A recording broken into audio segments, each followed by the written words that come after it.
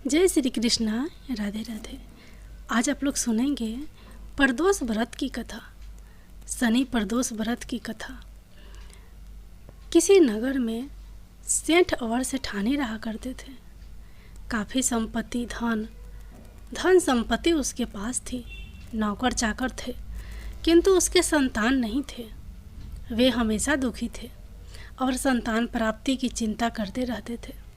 अंत में सोचा कि संसार नाशवान है, ईश्वर की पूजा, ध्यान और तीर्थ स्थानों का भ्रमण किया जाए। वे अपने सारा कार्य नौकरों को सौंपकर तीर्थ यात्रा के लिए चल दिए। गंगा किनारे एक संत तपस्या कर रहे थे। सेठ ने विचार किया कि तीर्थ यात्रा करने से पहले इन संत का आशीर्वाद ले लिया जाए, और वह कुटिया में संत के समक्ष ही बैठ गए। संत ने आंखें खोली और उनके आने का कारण पूछा। सेठ दंपति ने संत को प्रणाम किया, पुत्र प्राप्ति का आशीर्वाद मांगा। संत ने कहा, शनि प्रदोष का व्रत कीजिए, भगवान शिव की आशुतोष के रूप में प्रार्थना करो, तुम्हारी इच्छा शीघ्र ही पूरी होगी। वे दोनों संत का आशीर्वाद लेकर उन्हें प्रणाम करके तीर्थ यात्रा पर निकल गए। उसके पश्चात जब घर लौटे तो शनि प्रदोष का बड़ी श्रद्धा के साथ व्रत किया और भगवान शिव की पूजा की। उसके प्रभाव से सेठ दंपति को पुत्र संतान की प्राप्ति हुई। संतान के इच्छुक दंपति शनि प्रदोष का व्रत करके अपनी इच्छा पूरी कर सकते हैं।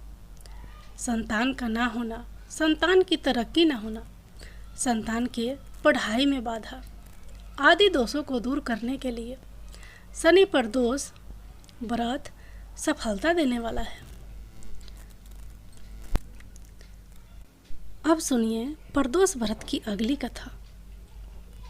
प्राचीन काल में एक गरीब पुजारी हुआ करता था। उस पुजारी की मृत्यु के बाद उसकी विधवा पत्नी अपने भरण पोषण के लिए पुत्र को साथ लेकर भीख मांगती हुई शाम तक घर वापस आती थी। एक दिन उसकी मुलाकात विदर्भ देश के राजकुमार से हुई, जो कि अपने पिता की मृत्यु के बाद दर दर भटकने लगा था। उसकी यह हालत पुजारी की पत्नी से देखी नहीं गई। वह उस राजकुमार को अपने साथ लेकर अपने घर ले आई और पुत्र जैसा रखने लगी। एक दिन पुजारी की पत्नी अपने साथ दोनों पुत्रों को सांडिल्य ऋषि के आश्रम में ले गई। वहाँ उसने ऋषि से शिव जी के प्रदोष व्रत की कथा एवं विधि सुनी तथा घर जाकर अब वह भी प्रदोष व्रत करने लगी। एक बार दोनों बालक वन में घूम रहे थे। उनमें से पुजारी जी का लड़का तो घर लौट गया, परंतु राजकुमार वन में ही रह गया। उस राजकुमार ने गंधर्व कन्याओं को क्रीड़ा करते हुए देखा तो उनसे बात करने लगा। उस कन्या का नाम अंशुमती था। उस दिन वह राजकुमार घर देरी से लौटा। राजकुमार दूसरे दिन फिर से उसी जगह पहुंचा जहां अंशुमती अपने माता पिता से बात कर रही थी। तभी अंशुमती के माता पिता ने उस राजकुमार को पहचान लिया तथा उससे कहा कि आप तो विदर्भ नगर के राजकुमार हो ना, आपका नाम धर्मगुप्त है। अंशुमती के माता पिता को वह राजकुमार पसंद आया और उन्होंने कहा कि शिव जी की कृपा से हम अपनी पुत्री का विवाह आपसे करना चाहते हैं। क्या आप इस विवाह के लिए तैयार हैं? राजकुमार ने अपनी स्वीकृति दे दी तो उन दोनों का विवाह संपन्न हुआ। बाद में राजकुमार ने गंधर्व की विशाल सेना के साथ विदर्भ पर हमला किया और घमासान युद्ध कर विजय प्राप्त की तथा पत्नी के साथ राज्य करने लगा। वहाँ उस महल में वह पुजारी की पत्नी और पुत्र को आदर के साथ ले आया तथा साथ रखने लगा।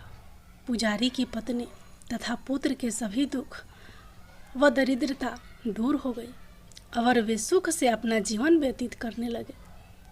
एक दिन अंशुमती ने राजकुमार से इन सभी बातों के पीछे का कारण और रहस्य पूछा। तब राजकुमार ने अंशुमति को अपने जीवन की पूरी बात बताई और साथ ही प्रदोष व्रत का महत्व और व्रत से प्राप्त फल से भी अवगत कराया। उसी दिन से प्रदोष व्रत की प्रतिष्ठा व महत्व बढ़ गया तथा मान्यता अनुसार लोग यह व्रत करने लगे। कई जगहों पर अपनी श्रद्धा के अनुसार स्त्री पुरुष दोनों ही यह व्रत करते हैं। इस व्रत को करने से मनुष्य के सभी कष्ट और पाप नष्ट होते हैं एवं मनुष्य को अभीष्ट की प्राप्ति होती है। प्रदोष काल में शिव जी और पार्वती माता की पूजा होती है। तो चलिए सुनते हैं बहुत ही सुंदर शिव पार्वती की कथा। कथा के अनुसार एक बार वास्कल नामक गांव में बिंदुक नामक का ब्राह्मण रहता था। वह बड़ा दुरात्मा और महापापी था। उसकी स्त्री बहुत सुंदर थी, लेकिन वह कुमार्ग पर ही चलता था। उसकी पत्नी का नाम चंचुला था और वह सैदव धर्म के पालन में लगी रहती थी। इस तरह कुकर्म में लगे हुए उस ब्राह्मण के साथ उसे बहुत वर्ष बीत गए। अपने धर्म के नष्ट होने के डर से कभी भी अपने धर्म से विचलित नहीं हुई। लेकिन उसका पति तो दुराचारी था, इसलिए दुराचारी पति के आचरण से प्रभावित होकर वह स्त्री भी अपने ही पति की तरह दुर्चारिणी हो गई। बहुत समय बीत जाने के बाद वह दूषित बुद्धि वाला दुष्ट ब्राह्मण समय के अनुसार मृत्यु को प्राप्त होकर नरक में चला गया। बहुत दिनों तक नरक के दुख भोग कर वह पापी एक भयंकर पिशाच हो गया। दूसरी तरफ उस दुराचारी पति की मृत्यु के पश्चात चंचुला बहुत समय तक अपने पुत्रों के साथ अपने घर में ही रहती। एक दिन ईश्वर कृपा से वह अपने भाई बंधुओं के साथ एक तीर्थ क्षेत्र में चली गई। तीर्थ यात्रियों के साथ उसने तीर्थ के जल में स्नान किया और अपने भाइयों के साथ इधर उधर घूमने लगी। वहाँ उसने एक देव मंदिर में एक ब्राह्मण को भगवान शिव की परम पवित्र और उत्तम पौराणिक कथा कहते हुए सुना।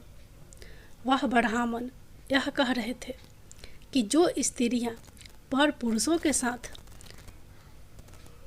भव्य विचार करती है, यमराज के दूत उन्हें बहुत कष्ट देते हैं। ऐसा सुनकर चंचुला भय से कांपने लगी।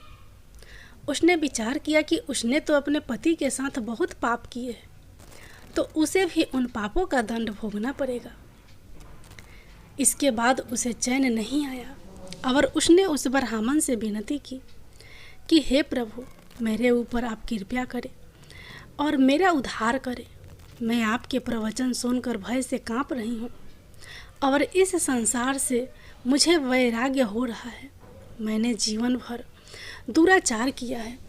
ना जाने मेरे मरने के बाद मुझे कैसी कैसी घोर यातनाएं सहनी पड़ेगी। कौन मेरा साथ देगा? यमराज के उन भयंकर दूतों को मैं कैसे देख पाऊंगी? प्रभु, आप मेरा कल्याण करें।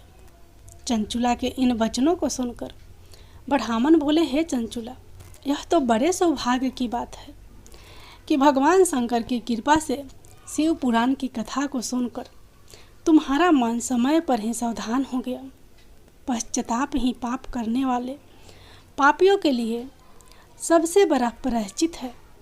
साधु संतों ने भी पश्चाताप को ही समस्त पापों का नाश करने वाला बताया है। पश्चाताप से ही पापों की शुद्धि होती है। जो पश्चाताप करता है वही समस्त भय से मुक्त होकर के निर्भय हो जाता है। इसलिए ब्राह्मण पत्नी, तुम विषयों से अपने मन को हटाओ और भक्ति भाव से भगवान शंकर की इस पावन कथा को सुनो। इस कथा को सुनने से तुम्हारे चित्त की शुद्धि होगी और तुम्हें मोक्ष की प्राप्ति हो जाएगी।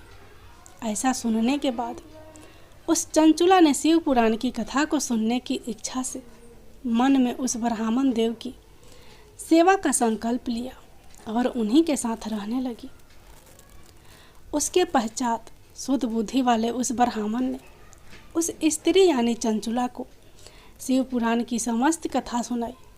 तत्पश्चात समय का चक्र पूरा होने के बाद भक्ति, ज्ञान और वैराग्य से युक्त हुई चंचुला ने अपने शरीर को बिना किसी कष्ट के त्याग दिया।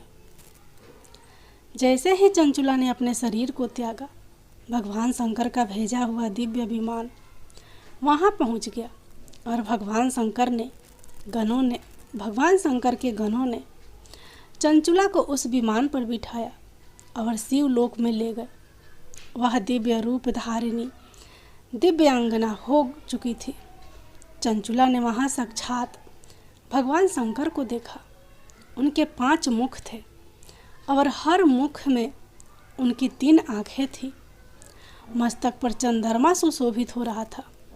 उन्होंने अपने बाईं ओर माता पार्वती को बिठा रखा था। उनका सारा शरीर भस्म से भासित था।